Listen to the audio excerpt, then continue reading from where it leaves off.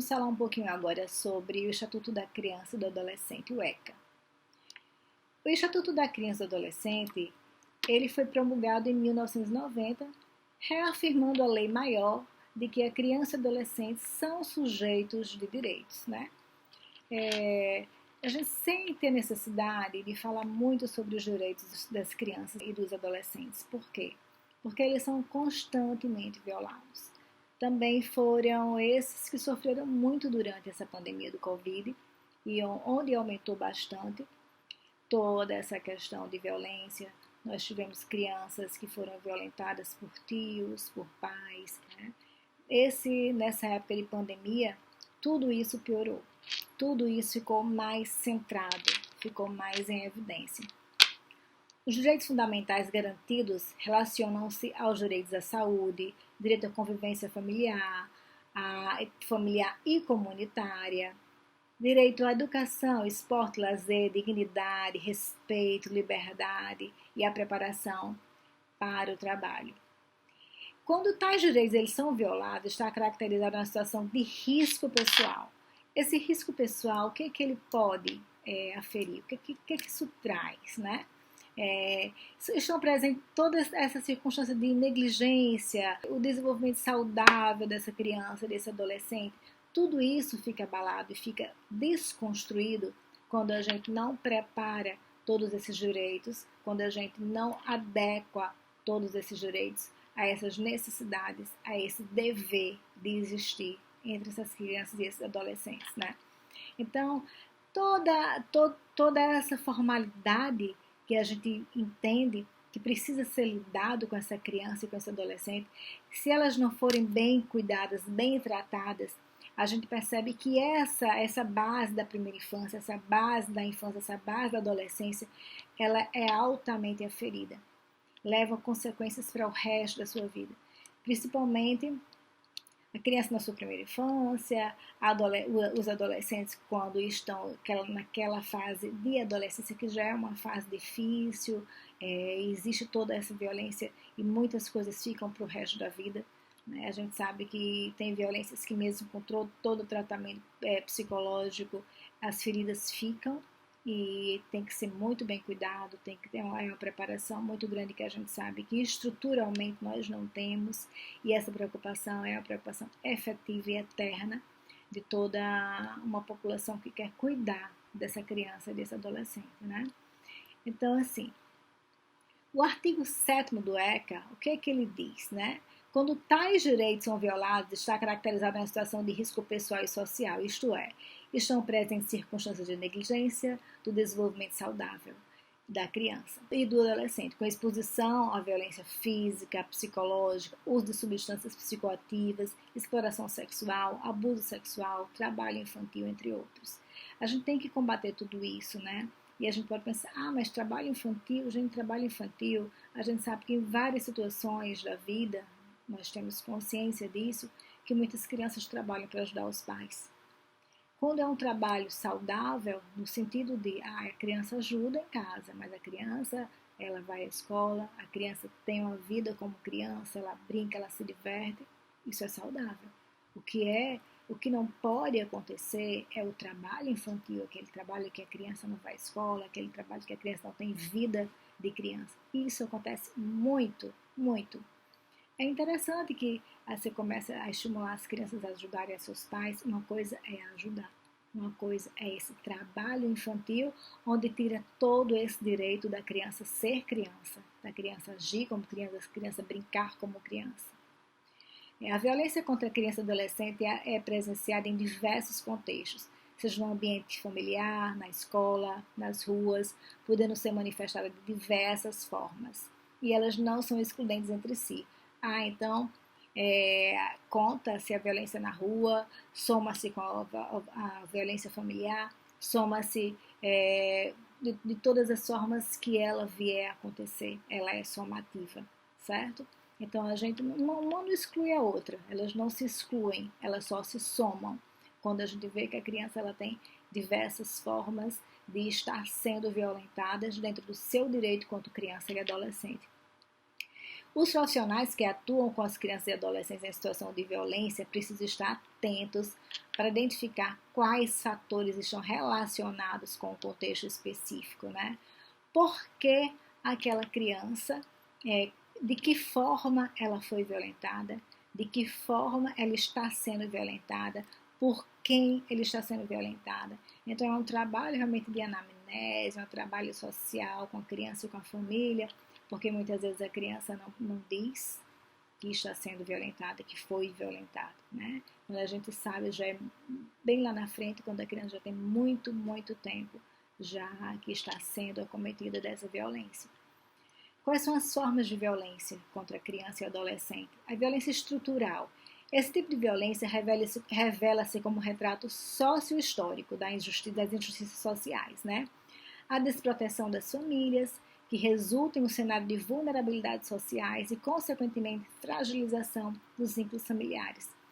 Esse cuidado dessa família, esse cuidar dessa família, né, que o poder deve ter, que o poder público deve ter, essas políticas públicas que devem existir para poder ajudar essa família a estruturar. E quando a família não tem estrutura, ela se perde. Quando ela se perde, ela se fragiliza. E aí não tem mais jeito, não tem mais retorno. A família realmente está desestruturada, fragilizada. E começam a acontecer todo o resto das outras violências consecutivamente. A violência física, ela pode ser caracterizada com toda forma de agressão, que é realizada por meio da força física, né? Os casos dessa violência contra a criança e adolescente podem ser evidenciados em aplicações de castigos coercitivos por meio de força física, que podem acarretar danos de caráter físico como psicológico. Uma criança que apanha com chinelo, com cinto, da forma que for, psicologicamente vai ficar muito abalada. Toda forma de violência afeta por inteiro, afeta toda a história futura daquela criança, daquele adolescente. Temos a forma psicológica, que essa violência se expressa na subjetividade, cujas manifestações de agressão recebem de formas a ferir o emocional. Trata-se de uma relação de poder desigual entre adultos dotados de autoridade e crianças e adolescentes dominados. Então, esses adultos, eles dominam essas crianças emocionalmente, né? Fazem ameaças diversas, essa agressão emocional, psicológica, é uma agressão que abala muito, que choca tanto quanto a violência física. E exercita através de atitudes de modo arbitrário, obedeça que eu quero, de agressões verbais, de chantagens, de regras excessivas, de ameaças, inclusive de morte. Ameaça de morte, gente, existe. A gente pensa que, nossa, ameaça de morte, humilhações, desvalorização, estigmatização, desqualificação, rejeição, isolamento, exigências e comportamentos éticos inadequados ou acima das capacidades. Então, tem vários adultos que eles se aproveitam da situação de adulto, a situação de ter aquele ser frágil que depende de você, e ele desvaloriza, ele humilha, ele coloca numa forma de desqualificação total, que é uma forma de violência psicológica que muitas vezes, na grande maioria das vezes, principalmente quando a gente está falando desse setor social menos assistido, que é praticamente irreversível. Né? Então, é um controle que nós precisamos ter, é um cuidado que nós precisamos ter, uma denúncia que a gente tem que saber fazer. Vou falar um pouquinho no outro bloco sobre as formas de denúncia para essas situações também. E a violência sexual, né, que é terrível, que tem acontecido muito durante essa pandemia também. O artigo 5º do Estatuto da Criança e do Adolescente preceitua que nenhuma criança ou adolescente será objeto de qualquer forma de negligência, discriminatória, exploração, violência, crueldade e opressão. Todas as formas de violência sexual a menores de 18 anos devem ser denunciadas, sendo de corresponsabilidade dos atores sociais, como prevê o artigo 18 do ECA. É dever de todos velar pela dignidade da criança e do adolescente, pondo-os a salvo de qualquer tratamento desumano, violento, aterrorizante, fechatório ou constrangedor. Gente, essa violência vexatória, sabe? Que constrange, que você deixa aquela criança assim no mais baixo nível de emoção. É aquela criança, aquele adolescente se acha assim um nada, não tem forças, não tem para quem recorrer. Porque muitas vezes essa violência sexual eles têm que oprimir, eles têm que matar dentro deles, eles não podem expressar porque eles são ameaçados até de morte, né? Então, às vezes, a violência sexual ela vem junto com todas as outras violências, vem com a psicológica, vem com a violência física e tudo isso junto, porque a violência psicológica ela engloba todas essas violências juntas também, né? A violência sexual pode ser conceituada como abuso sexual e exploração sexual. A violência sexual é o abuso com ou sem violência física da criança e do adolescente para gratificação sexual de adultos ou de adolescentes. Pode não haver contato físico. Quando é que não há contato físico? Quando o adulto pede para a criança se tocar, quando o adulto pede para a criança se despir, isso sim é uma violência sexual onde o agressor não toca, mas o agressor manda, o agressor induz. Então, essa violência sexual ela vem muito ligada à violência psicológica. Ela pode não estar ligada à violência física, porque às vezes, quando a criança ela é muito novinha, ele vai seduzindo, né? Eu tive um caso recentemente que nós descobrimos que a criança de 12 anos, o adolescente, né, de 12 anos, dizia, não, mas ele gosta de mim, ele me ama. Ela não percebia que estava sendo violentada, ela não percebeu o estupro. Né? Ela disse, não, mas ele gosta de mim, ele me ama. Ela criou um vínculo e ele dizia, não, quem me seduziu foi ela. É uma situação muito difícil, porque a gente tem que estar de olho, porque essas crianças, elas se seduzem por esse carinho, por esse amor fictício, por esse amor inventado, por esse amor irreal que elas criam, que elas se fazem acreditar que estão sendo amadas e que amam. É um cuidado redobrado que a gente precisa ter, um olhar especial que a gente precisa ter em todas essas situações. As crianças e adolescentes sofrem várias formas de violência. Existem violências como a exploração econômica, que é o trabalho infantil, que eu falei um pouquinho atrás, a negligência, o abandono, as violências físicas, sexuais, psicológicas e institucionais. O que é exploração econômica, também chamada de trabalho infantil, foi aquilo que eu falei há pouquinho. É quando crianças e adolescentes são constrangidas, convencidas ou obrigadas a exercer funções e a assumir responsabilidades de adulto, inapropriadas à etapa de desenvolvimento que se encontram. Então, elas trabalham e totalmente fora da sua fase de desenvolvimento, de viver enquanto criança, de viver enquanto adolescente, elas estão trabalhando sem ter tempo para estudar, sem ter tempo para brincar, sem ter tempo para se divertir. O que é negligência? É a falta de cuidados com a proteção e o desenvolvimento da criança e adolescente. Eu sou totalmente negligente. Eu não tenho cuidado, eu não sei se ela almoçou, se ela jantou, se ela foi dormir, se ela tomou banho. Totalmente negligente. O que é o abandono? É a ausência da pessoa que ainda é criança ou o adolescente está sob cuidado, guarda, vigilância ou autoridade. Um dia desse passou na televisão uma mãe que abandonou seu filho, acho que ele tinha 2 ou 3 anos, não lembro. E ela só ficou com a filha maior. A filha maior era de um pai e o filho menor de outro pai.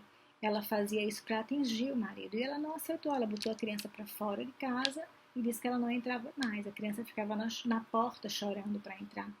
E a filha que ia lá, mãe, deixa ele entrar, abria a porta, abraçava a criança e a criança chorava, dizia que queria mãe.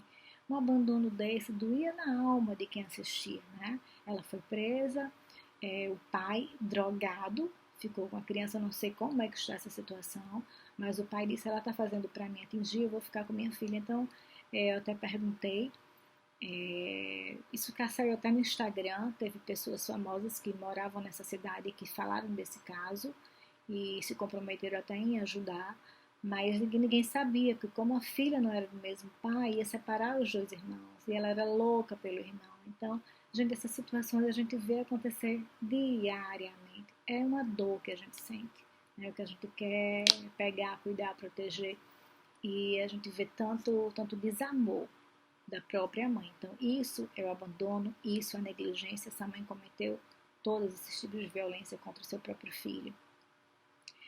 E algumas formas de violência, eu vou falar aqui sobre alguns mitos e verdades, né? A criança muitas vezes inventa que sofreu violência sexual, raramente a criança mente. Apenas 6% das crianças falam que citam casos fictícios. Então, é realmente um percentual muito pequeno de criança que mente. Tem criança que chega a mentir sobre violência, sobre agressão? Tem. Eu já presenciei uma situação de uma criança que mentiu sobre violência física, né? Mas é uma situação rara, né? Essa criança ela já tinha uns sintomas de psicopatia e ela chegou a fazer isso. Mas a gente tem que entender que é um percentual pequeno. A gente só precisa ficar de olho, pedir ajudas psicológicas, que os psicólogos vão ajudar a avaliar. Histórico escolar, família, tudo vai ajudar a entender o processo daquela criança. Mito: é proibido dar carona a crianças e adolescentes nas estradas? É totalmente mito, né? A verdade é, quando uma criança ou adolescente pede carona nas estradas, pode estar precisando de ajuda ou em alguma situação de risco. Para garantir sua proteção, deve-se comunicar o fato às autoridades dependentes e conduzi-las ao posto mais próximo da Polícia Federal. Outro mito: para denunciar uma violência contra criança e adolescente é preciso se identificar e ter certeza absoluta do que viu. De jeito nenhum. Há vários canais de denúncia em que o anonimato é assegurado e que é o caso do Disque 100. O Disque 100 é o Disque de Direitos Humanos, que a gente vai falar um pouquinho agora, e o Conselho Tutelar. Além disso, as denúncias podem ser baseadas apenas em suspeita. É melhor suspeitar, né, do que às vezes uma suspeita é errada, mas muitas suspeitas são acertadas e é melhor se investigar a suspeita do que deixar a criança estar passando ou adolescente passando por diversas situações de violência. No Estatuto do Idoso, ele tem o objetivo de garantir os direitos da pessoa idosa. Quando a gente fala do idoso, né, a gente sabe que tanto a criança e o adolescente como o idoso, eles são pessoas vulneráveis e eles precisam de cuidado. E os idosos, o Estatuto do Idoso, ele tem o objetivo de garantir os direitos das pessoas com idade superior, igual ou superior a 60 anos. Nós sabemos que agora teve também, vou falar um pouquinho no próximo slide, sobre a questão daquele idoso com mais de 80 anos, né? Porque a gente sabe que hoje muitas pessoas de 60 anos cuidam da saúde, e então eles são idosos sim, mas tem os que terão mais de 80 anos, que aí eles estão numa fase de mais fragilidade. Hoje em dia, a gente vê muito idoso de 60 anos exposto, cuidando da saúde, e ele não deixa de ser idoso porque ele está disposto cuidando da saúde, né? Mas hoje a gente se aplicou um grau mais profundo em relação aos idosos de 80 anos, para eles serem mais cuidados, mais vistos. Nós temos naquela questão de ter mais zelo, observar melhor como é que estão sendo cuidados esses idosos de mais de 80 anos. A pessoa idosa tem todos os direitos, aí a lei protege e facilita a preparação da sua saúde física, mental, moral, intelectual, espiritual e social. O objetivo é não parar as necessidades comuns na fase dessa vida. Nessa idade, tem muitos que moram com suas famílias, que às vezes até dependem. E tem até família que coloca o idoso para morar em casa para viver às custas dessa pensão desse idoso e maltrata o idoso. Vive às custas da pensão do idoso e maltrata o idoso.